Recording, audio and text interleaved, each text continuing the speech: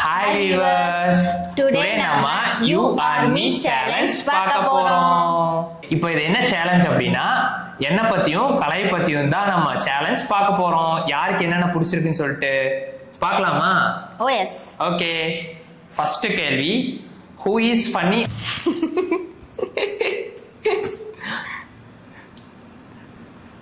ரெண்டு பேருமே கலை தான் சொல்லியிருக்கோம். ஏன்?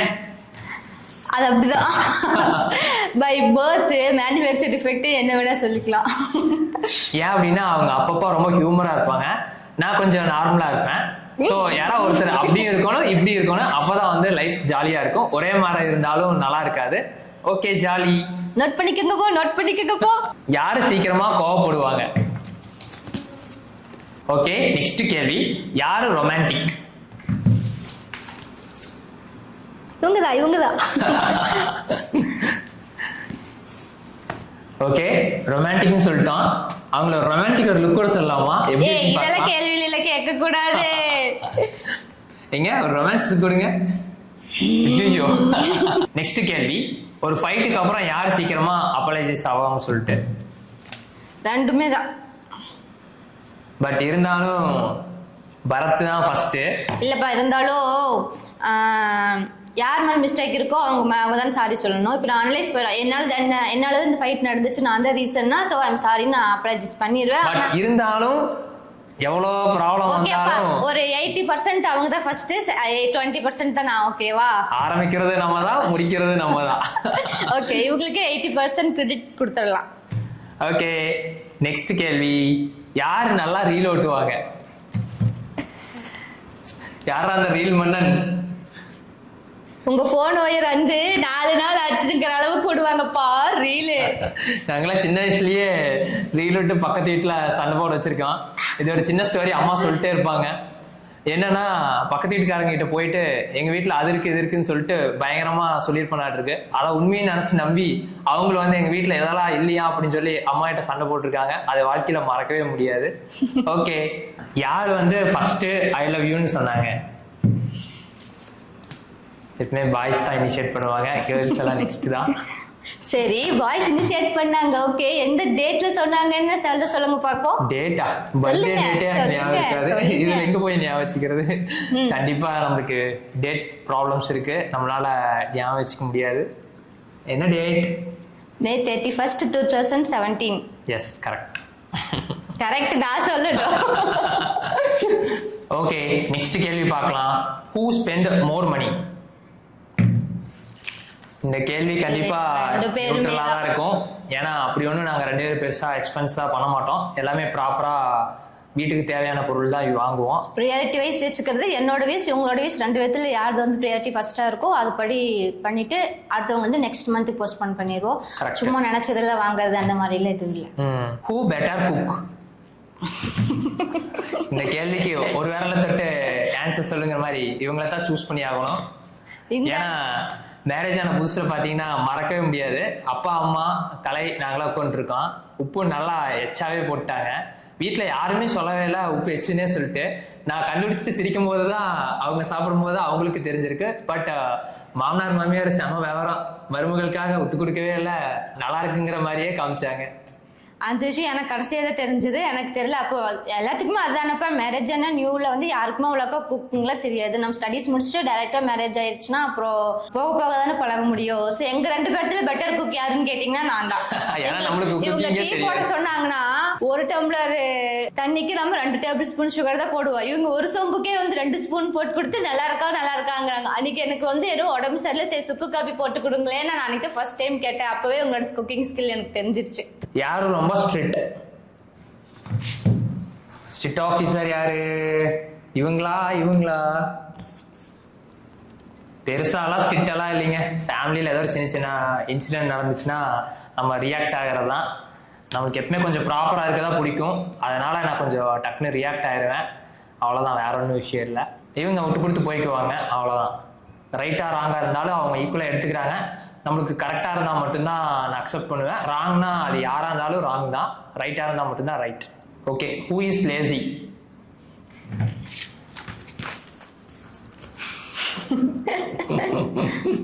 கண்டிப்பா நம்ம தான். ஃப்ரம் சைல்ட்ஹுட்ல இருந்தே நல்லா ஜாலியாகவே இருந்து பழகிட்டேன். எப்பவுமே லேட்டாக தான் எந்திரிப்பேன். சம்டைம்ஸ் ஏதோ ரேராக தான் சீக்கிரம் எந்திரிக்கிறது. பட் இவங்க வந்து இல்லைன்னா என்னையா நின்று. அச்சோ.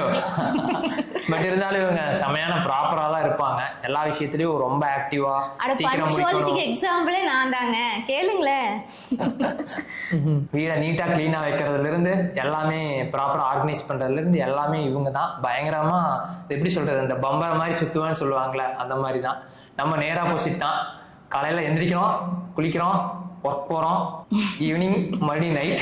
ஆனா இவங்களோட டியூட்டில இவங்க கரெக்டா இருக்காங்க. இவங்களுக்கு எதுவும் லேசி சொல்ல முடியாது. மத்தபடி நம்ம சைடுல மட்டும்தான் அப்படி. இவங்களும் அவ்வளோக்கால லேசி இல்ல. ஓகே, யாரு ரொம்ப அமைதி? அமைதிக்கு ஒரு எடுத்துக்காட்டு யாருன்னா இவங்க தான். வெளியிருந்து பார்த்தா பயங்கரமா அமைதி, நம்ம கிட்ட மட்டும்தான் பயங்கரமா குறும்பு பண்ணுவாங்க. நம்ம வீட்டுல மட்டும்தான் இவங்க ரொம்ப குறும்பு, வெளியில அவுட் சைட்ல எல்லாத்துக்கும் இவங்க மட்டும்தான் ரொம்ப அமைதி. அமைதியோ அமைதி. யூடியூப் பார்த்ததே பேச வச்சுட்டு இருக்குன்னு நினைக்கிறேன். இது நாள் வரைக்கும் பேரண்ட்ஸே ஷாக் ஆயிடுவாங்க. இப்படி எல்லாம் நான் பேசணும்னு இதை பார்த்தாங்கன்னா கம்பல்சரி அவங்க கமெண்ட் பண்ணுவாங்க. Who is foodie? ஃபுடி ரெண்டு பேரும் நியூட்ரல் தான். நியூட்ரல். பட் எனக்கு ஃபுட்டு நல்லா சூப்பராக இருந்ததுன்னா ரொம்ப பிடிக்கும். இவங்க கிட்ட அந்த ஒரே ஒரு விஷயத்த மட்டும் சொல்லணும், ஃபுட்டு நல்லா இருந்தாலும் நல்லா இல்லாட்டியும் அவங்களுக்கு டேஸ்ட் அவ்வளோவா பார்க்கவே மாட்டாங்க.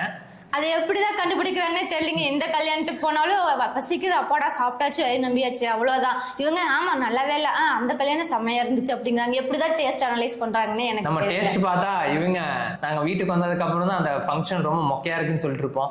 ஓ அப்படியா அப்படின்னு இவங்க கேட்டு இருப்பாங்க. டெய்லியுமே நாமளே சமைச்சு நம்மளோட சாப்பாடே சாப்பிட்டு இருக்கோம்ல, அதனால இன்னொருத்தவங்க வந்து பண்ணி கொடுக்கும்போது நம்மளுக்கு அதே வந்து டேஸ்டா தான் தெரியுது. ஒருவேளை அதான் இருக்கலாமோ என்னமோ என்னன்னு தெரியலப்பா. Who use phone more? கண்டிப்பா நான் தான், வேறு ஆப்ஷனே இல்லை.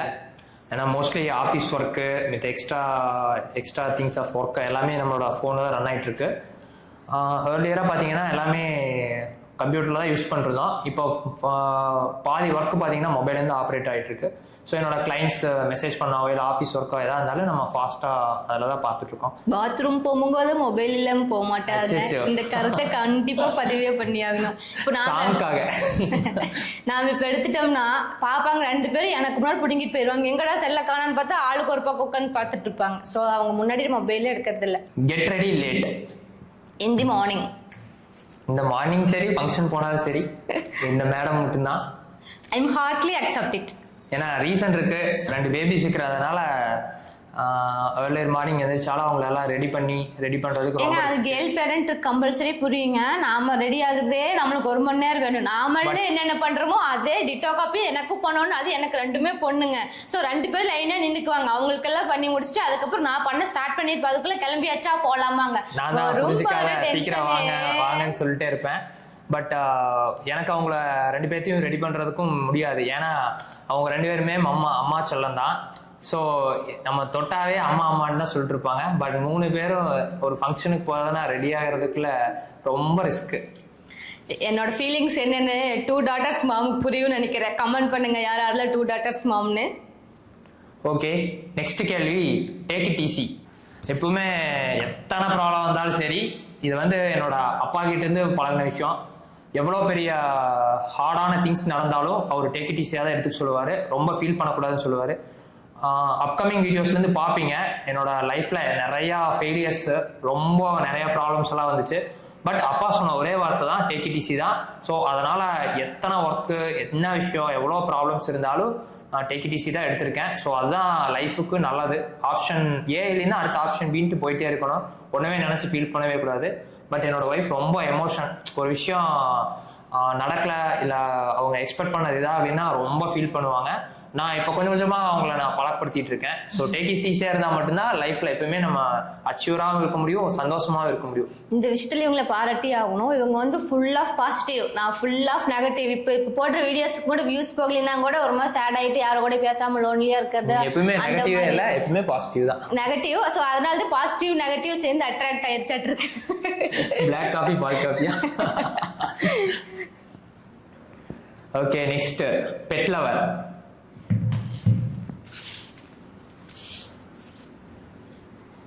ஸோ என்னோட சஜஷன் என்னன்னா, எனக்கு ரொம்ப பிடிக்கும். பட் இருந்தாலும் இப்போ ஒய்ஃபும் வந்து பார்த்தீங்கன்னா பெட்ஸ் மேலே இன்ட்ரெஸ்டாக இருக்காங்க. ஃபிஷ் எல்லாம் வாங்கியிருந்தோம். இன்னும் நிறையா பெட்ஸ் வளர்த்தணுங்கிறது ஆசை இருக்குது. பட் இப்போதைக்கு பேபிஸ் எல்லாம் குட்டியாக இருக்கிறாங்காட்டிக்கு வெயிட் பண்ணிருக்கோம். பார்க்கலாம் பின்னாடி அப்கமிங்லேருந்து. 2 பேர்த்துலேயும் மோர் யாருன்னு கேட்டாங்கன்னா இவங்க தான். சின்ன வயசுலேருந்தே ரொம்ப உயிருங்க. நிறையா பேர்ட்ஸு, லவ் பேர்ட்ஸு, அதுக்கப்புறம் டாகு, எல்லா பெட்ஸுமே வளர்த்திருப்பேன் எனக்கு தெரிஞ்சு. ஏன்னா எங்களுக்கு தோட்டம்லாம் இருந்துச்சு. ஸோ எனக்கு ஃபர்ஸ்ட்லேருந்தே மாடு, ஆடு இந்த மாதிரி விஷயம் தான், எனக்கு நேச்சுரல் விஷயம் தான் பிடிக்கும். ஸோ நேச்சுரல் அண்ட் பெட் வந்து எனக்கு ரொம்பவே உயிர்னு வச்சுக்கலாம். ஓகே, மோர் கேரிங். கண்டிப்பாக கலை தான் எப்பவுமே கேரிங் பண்ணுற விஷயம். ஏய் ஏன்னா நான் வந்து சைல்டிஷாக மாறிடுறவங்க ஒரு விஷயம் வரும்போது ஹஸ்பண்டாகவும் சரி, குழந்தைங்களுக்கு ஃபாதராக இருந்தாலும் சரி, அந்த ஃபேமிலி வந்து அப்படியே ஓவராலாக அப்படியே டேக் கேர் பண்ணிட்டு போகிறதுன்னு பார்த்தாங்கன்னா 100% அந்த அவார்டு வந்து இவங்களுக்கு தான் கொடுத்தாகணும். என்னை விட 100% கேர்னா இவங்க தான். இன்னொரு விஷயம் என்னன்னா, எங்கள் வீட்டில் மொத்தம் 3 பாப்பா. ஃபர்ஸ்ட் என்னன்னா 2 பாப்பா நினைக்கலாம். இவங்க பார்த்தா தான் பெரிய பாப்பா மாதிரி இருப்பாங்க, அதாவது பெரிய பொண்ணு மாதிரி இருப்பாங்க. இவங்களும் ஒரு பாப்பா தான். Living with 3 kids. Who is more devotee? இது 100% கலை தான். மண்டே, டியூஸ்டே, வெட்னஸ்டேன்னு எல்லா டேவும் ஒரு ஆமாம், அது மாதிரி அப்படியெல்லாம் பண்ணுறதுனால நம்மளுக்கு வந்து ஒரு மன நிம்மதி, அமைதி எல்லாமே கிடைக்கிது. ஸோ அங்கே கோயிலுக்கு போக முடியாத, கோயிலுக்கு போக டைம் இருந்தால் போவோம், இல்லைன்னா வீட்லேயே வந்து சாமி கும்பிட்றதுலேயே நம்மளுக்கு ஒரு பாசிட்டிவ் வைப் வந்து ஒரு மனசுக்கு ஒரு நிம்மதியாக இருக்கிற மாதிரி ஃபீல் ஆகும். ஸோ சாமி கும்பிட்றதுக்கு மட்டும் என்றைக்கும் மறக்கவே மாட்டேன். அதே பார்த்து பாப்பாங்களும் ஃபாலோ பண்ணிட்டு இருக்காங்க. அவங்களுக்கு லைஃப்க்கு யூஸ் ஆகும்னு நினைக்கிறேன். ஃபன்னி மூமெண்ட் இன் லைஃப் இது 2 பேர்த்துக்குமே இருக்குன்னு நினைக்கிறேன். கண்டிப்பாக 2 பேர்த்துக்குமே இருக்கு, எல்லாத்துக்குமே இருக்கும். ஃபர்ஸ்ட் வந்து கலையை சொல்லிடலாம். ஸோ அது வந்து மேரேஜ் ஆன புதுசுன்னு நினைக்கிறேன். எதுக்கும் ரீசனுக்காக ஃபைட் பண்ணிட்டு இருந்தோம். ஸோ ஃபைட் பண்ணிட்டு ரொம்ப இதாக வீடாப்பாக போயிட்டு இருந்தேன். அப்புறம் பார்த்தா அத்தை எல்லாம் வீடெல்லாம் தொடச்சிட்டு அந்த மாப்பு வந்து துவைக்கிற கழுகிட்டு போட்டிருப்பாங்களாட்டிருக்குது. எனக்கு அது தெரியல. கரெக்டாக மாப்போட தொடைப்பொம்பளை துணி அது மேலே கால் வச்சுட்டு இருக்கிற ஸ்டிக்கு வந்து மேலே ரைஸாக டொப்புன்னு மண்டையில அடிச்சிருச்சு. எப்படியா நேசமணி மாதிரி அடி வாங்கியிருக்காங்க. அப்புறம் இந்த ஆக்டர் விஜய்க்கும் இந்த மாதிரி கார்டனில் இருக்கும்போது கார்டன் க்ளீன் பண்ணுற ஒரு திங்ஸ் வந்து தெப்பி அவங்க மயக்க மட்டும் கீழே விழுந்துருவாங்க. எனக்கு அந்த அளவுக்குலாம் ஆகலை, லைட்டாக வீகின மாதிரி ஆயிடுச்சு. சுற்றி முற்றி பார்த்தா யாரும் பார்க்கலன்னு கம்முன்னு தேய்ச்சிட்டே போயிட்டேன். ஆனால் அதே மாதிரி எப்போ ஒரு டைம் ஃபைட் பண்ணிட்டு ஒரு இது மாதிரி நம்ம கெட் மெயின்டைன் பண்ணிட்டு வந்துட்டு இருக்கும்போது இவங்களுக்கு தெரியாமல் எனக்கு ஏதோ ஒன்று ஆயிரும். ஆனால் நான் சொல்லவே மாட்டேனே. சரி, இப்போ இவங்களோட ஸ்டோரி கேட்கலாம். என்னோட ஸ்டோரியில் வந்து எப்பயுமே எனக்கு ஒரு டைமில் ஒரு விஷயத்து மேலே எனக்கு ரொம்ப இன்ட்ரெஸ்டாக இருக்கும். 10th or 8th ஸ்டாண்டர்ட் நினைக்கிறேன். செஸ் மேலே எனக்கு ரொம்பவே இன்ட்ரெஸ்ட்டு. யாரை பார்த்தாலும் செஸ் விளையாடினாங்கன்னா கடகடன்னு போய் பார்த்து உட்காந்துக்குவேன். ஒரு டைம் அப்படி தான் இருட்டில் எங்கள் சித்தி டெலிவரிக்காக ஹாஸ்பிட்டலுக்கு நாங்கள் நடந்து போயிட்டுருக்கோம். ஒரு பொட்டிக்கடை பக்கத்தால் 2 பேர் செஸ் விளையாட்டுருந்தாங்க. ஃபுல்லாக பார்த்தீங்கன்னா இருட்டு, மழை பெஞ்சு ஒன்றுமே தெரில, கருகுமுன்னு இருக்குது. நான் என்ன பண்ணிட்டேன்னா, அவங்க பொட்டிக்கடையில் மட்டும் லைட் இருந்துச்சு. செஸ்ஸாக பார்த்தோன்னே ஆசையாக நடந்து போயிட்டு இருந்த ஃபேமிலியோட நடந்து போயிட்டு இருந்தேன். நான் இந்த சைடு லெஃப்ட் சைடில் டேர்ன் பண்ணிட்டு போய் கரெக்டாக பக்கத்தால் போகிறேன். ஒரு பெரிய டிச் இருந்ததே தெரிலிங்க. ஃபாஸ்ட்டாக போய் டிச்சில் விழுந்து கடைசியில் இங்கே தழும்பு போட்டது தான் மிச்சம். அது வந்து வாழ்க்கையில் மறக்கவே முடியாது. இன்ஸ்டன்ட். அவ்வளோதானா? ஏதாவது கொஸ்டின்ஸ் இருக்கா இல்லை கண்டினியூ பண்ணலாமா? இன்னும் நாங்கள் ஸ்டோரி சொல்லிகிட்டே இருக்கலாம். இன்னும் நெக்ஸ்ட் வீடியோவில் இன்னொரு சேலஞ்சில் மீட் பண்ணலாம். ஓகே வியூவர்ஸ், பாய். கண்டிப்பாக இந்த வீடியோ உங்களுக்கு பிடிச்சிருக்குன்னு நினைக்கிறேன். மறக்காமல் லைக் பண்ணுங்கள், ஷேர் பண்ணுங்கள், சப்ஸ்கிரைப் பண்ணுங்கள். இன்னும் யாரும் லைக்கே பண்ண மாட்டேங்கிறீங்க, கமெண்டும் பண்ண மாட்டேங்கிறீங்க. அப்போ தான் எங்களுக்கு ஒரு என்கரேஜ்மெண்ட்டாக இருக்கும். எங்களோட ட்ராவல் பண்ணுறீங்களான்னு எங்களுக்கும் ஆசையாக இருக்குது, பார்க்கணும். ஓகே, பாய்.